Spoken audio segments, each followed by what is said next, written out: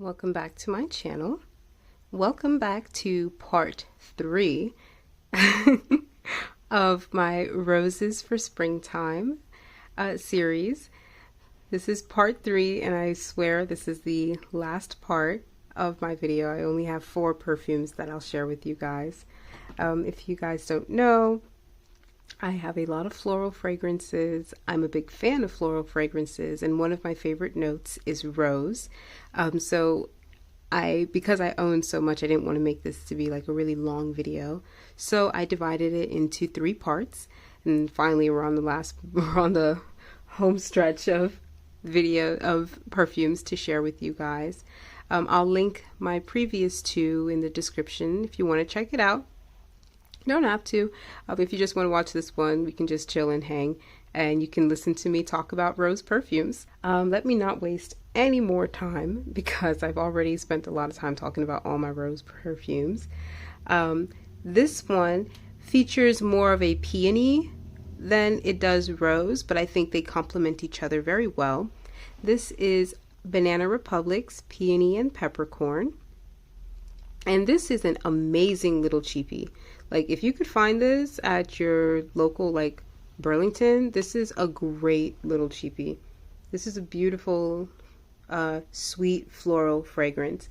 They categorize this on Fragrantica as, like, an amber floral. I don't agree with that category at all. I think this is a very musky, fresh, almost aquatic floral scent. This was created back in 2019. It's very, very similar to Versace's Bright Crystal, but I've said this before, I'm not the biggest fan of Bright Crystal. I find that this one is a little more tame than Bright Crystal. It's a little less sharp, in my opinion. I think because it amps up like that peony rose combo is what makes it a little bit more palatable, in my opinion. It's perfect for springtime. It is like an easy, dumb reach, for lack of better terms. Whenever I put this on like my tray, I find that I could easily pick this up to wear for any random occasion. If I'm going out to the grocery store, I'll just spritz this on real quick. Going for a walk around the, park, spritz this on real quick. Wanted to drop something off at the pharmacy or pick something up at the pharmacy, spritz this on. Put this on for work. This was a very easy going perfume to wear. That being said, it has very, very poor longevity, and it is almost pretty much a skin scent.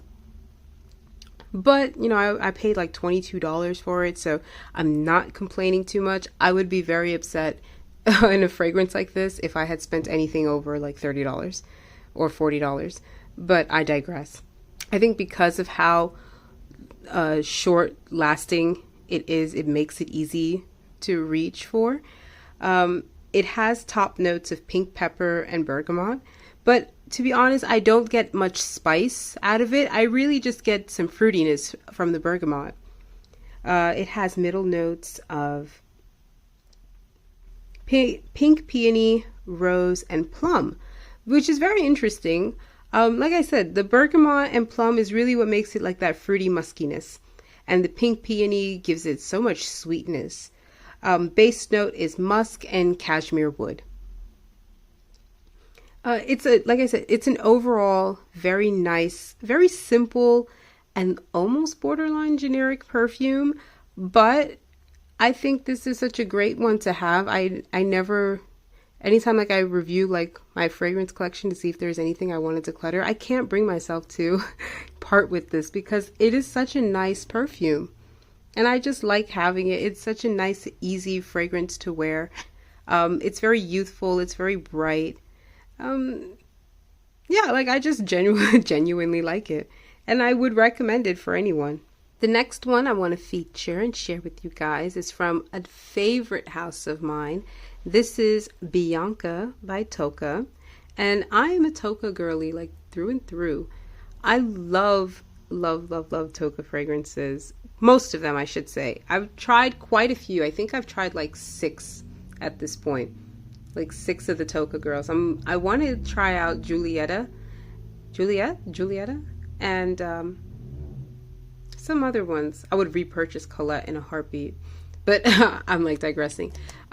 This is Bianca, which is a beautiful, beautiful, fresh, citrusy perfume. Can we stop and admire the bottle? Like, they ate with this. Like, what? No other bottle does something like this. And it's such good quality. It's a nice, heavy, weighted bottle and weighted cap. It feels luxurious in your hand and looks gorgeous on your vanity. But yeah, like I said, a beautiful citrusy rose fragrance. This was created in 2010. It's a fruity floral, but really I get like a very bright citrus, green, slightly aromatic rose. I think it's very reminiscent to Elizabeth Arden's green tea, but while green tea is very, very green and very herbaceous, and not at all sweet, Bianca makes up for that in that sweetness and that floral quality. It tones down on that greenness and herbaceousness, amps up the sweetness and florals and fruitiness. When reading about it, in that little blurb, it said that it was inspired by tea time in Italy. And I think that's so cute because that makes me think that this could kind of be like a replica fragrance. You know how replica is inspired by certain memories and snapshots?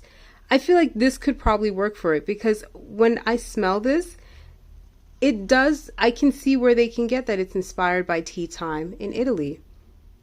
You know, it makes me think that you're sipping a sweet tea with lemon in a rose garden, you know? It's so nice. I think this is best for like those warm spring days. This performs great in heat. Like it's really, really good in heat. So great for those warmer spring days like May, maybe early June.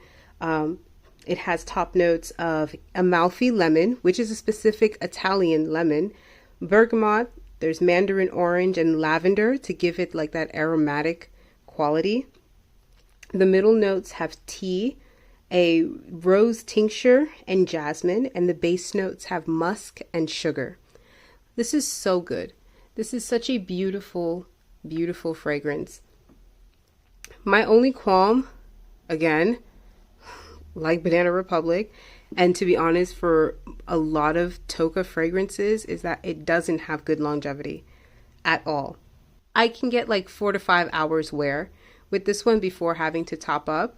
But like I said, if you're wearing this during the summertime, I honestly don't mind that it's a very much skin scent. It's a very close and personal fragrance and a very fresh, close, personal fragrance. Sometimes in the heat in the summertime, you don't want to be like bombarded or overwhelmed with your perfume. And Toka does a very good job at making very simple, very clean, very sleek and chic fragrances, very girly fragrances too. I am their targeted market because I do like that style of perfume. The next one I want to share with you guys is like an underrated love of mine. This is Coach, and this is the Eau de Toilette. And you know, when I had first worn this, I was quick to write it off as being very ho-hum, very boring, very generic, but it quickly grew on me. As you can see, like I had used this up, and this was just from I think 1 or 2 rotations in my tray. I really, really like this fragrance. And the more that I smell it, the more that I wear it, the more I fall in love with it. It smells so nice to me. This is a very bright, citrusy, woody rose fragrance. This was created in 2016. It is a flanker. So it's the Eau de Toilette flanker of the Coach Eau de Parfum, the new released version of it. This was created by Natalie Garcia Seto and Sonia Constant. Like I said, this is a very pretty, sweet, clean, floral fragrance. It has a musky, woody rose note. Sorry guys, my camera died, so I had to quickly charge it. I kind of forgot where I left off, but I know I was talking about Coach the Eau de Toilette. Let me just go into the notes at least. So it has top notes of pear, pink grapefruit, and mandarin orange. Middle notes of white rose, Bulgarian rose, and jasmine sambac, and the base notes of musk, oak moss, cedar, and sandalwood. Like I said, this is a very, very pretty perfume. This is like a pretty girl perfume. If you're the type of person who likes J'adore or even Dior's Blooming Bouquet, I feel like you would like Coach Eau de Toilette. Like I said in the beginning half, it could even lean like a little generic, a little boring. I could understand why some of the reviews say that, but I think people just didn't give her a chance. Just give her a chance because she'll treat you right. This is such a pretty fragrance. And it's such an easy wear. Very similar to Peony and Peppercorn. Like, this was a dumb reach fragrance, and I enjoyed wearing this. You know, I wore it to work, to the grocery store, to hang out with my friends, to meet up with my family. This is such a nice perfume to have. And honestly, like, after testing out the Eau de Parfum, I will say that I think I prefer the Eau de Toilette. Something about that raspberry note in the Eau de Parfum I didn't necessarily care for, but this one is really nice. And people just need to give her a chance. And last but not least is Miss Dior by Christian Dior. And this is the Eau de Parfum.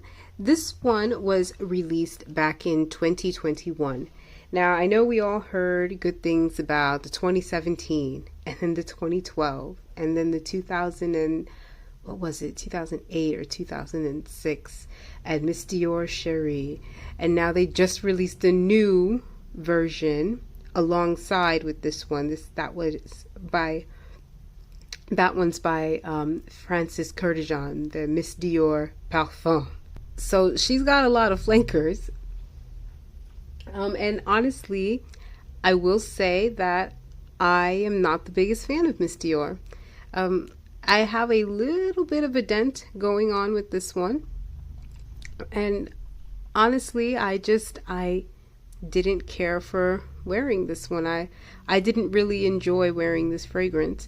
I can see where they were going with this scent, but I didn't necessarily like where they went with it. It smells a lot like Flower Bomb to me, but to be honest, I much prefer Flower Bomb. I know a lot of people don't like the patchouli that's in Flower Bomb. I personally do. So with that said, I think if you didn't like the patchouli in Flower Bomb, you might like Miss Dior. If you liked like that powdery, floral, sweet floral quality that Flower Bomb had, but you wanted that without the patchouli and maybe a little bit of an extra vanilla in it, you might like Miss Dior. And as you can see, like, the juice has turned a little bit because of the vanilla. I had this one sitting for a little while. So this one, like I said, the 2021 version created by Francois Demachy. They categorized this one as an amber floral fragrance. To me, I get a lot of powdery vanilla that's based with a sweet rose. And even though I don't necessarily like this scent, I don't like Miss Dior, I feel like for those who do like it, it is a very good, perfectly girly scent. Like, it's a very girly girl scent. And I think it's a good type of floral for those who may not necessarily like florals. It's a very sweet, vanillic floral. Like I said, very similar to Flower Bomb, but it doesn't have that patchouli in it. Instead, it has top notes of iris, peony, lily of the valley. It has middle notes of apricot, rose, and peach. It has base notes of vanilla, musk, tonka bean, benzoin, and sandalwood. So the base note is very, very sweet with the vanilla, the tonka bean, the benzoin. Top notes are very sweet with the peony. Middle notes has fruitiness in it with apricot and peach. But what's very interesting, and why I want to feature this one with my rose fragrance, is because it does have a prominent note of rose. And the rose that they had used in the 2021 version of Miss Dior is the Centifolia rose, which are those very, very pretty, like, I'll probably put a picture here. It's those very pretty, large, almost cabbage looking like roses. It has a million of little tiny thin petals on them. It's a gorgeous, gorgeous looking rose. But what's interesting with that rose is that it usually has like a very sweet quality. And I think that this type of rose that Francois Demachy used has a peppery quality to it. Rose is a very multifaceted note, and it can have very different qualities to it. Very many different types of roses have different qualities to it.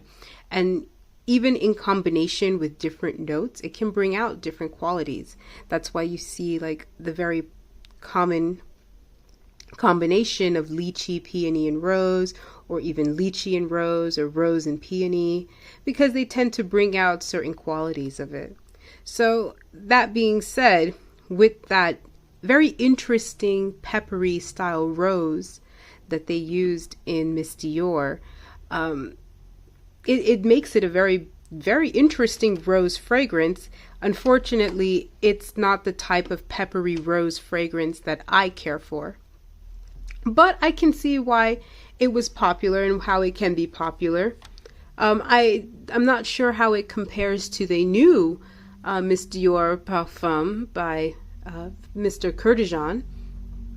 I'd have to get my nose on it if I ever visit like a Nordstrom or something, or a Macy's, or even like a Sephora. When I had featured this in, I believe, my January or February tray, I forget now. And honestly, the times that I wore it, it had mid longevity and mid projection. It was an okay fragrance. Honestly, for the price of it, I don't think it's worth it. I would much rather buy Flower Bomb twice over than repurchase this one. I bought this one discounted online, and honestly, I think that's the last time I'll ever buy something online like that. And I know it wasn't a fake either, but yeah, it's like it was kind of expensive for what it is. It does smell like a little disappointing to me, especially because of all the hype that you hear about Miss Dior, especially with the Dior household name. Like, it's Dior, and then that's what I smelled. But I don't want it to be too negative, and I don't want to end this on a very negative note. All of them are very nice rose fragrances. It's just that, unfortunately, Miss Dior Eau de Parfum, the 2021 version, was my least favorite of all the rose fragrances that I have, and probably one of my least favorite of all the perfumes that I own. But we've finally reached the end of our rose series. These 4 fragrances, so that was like 5 in part 1, 5 in part 2, and 4 in part 3. So 14 rose fragrances total that I wanted to share with you guys. Let me know what you guys think. Would you want to see any more floral fragrances that I have in my collection? I just recently posted my entire perfume collection, so if anybody wants to check that out, you can definitely have a go at that. It is quite a long video because I have quite an extensive collection, but you know, I'd love to share my thoughts, and I'd like to share my collection with you guys. Talk to me in the comments below. Give me a like if you did like this video. Subscribe if you want to. I always appreciate it. And I will see you in my next one. Bye.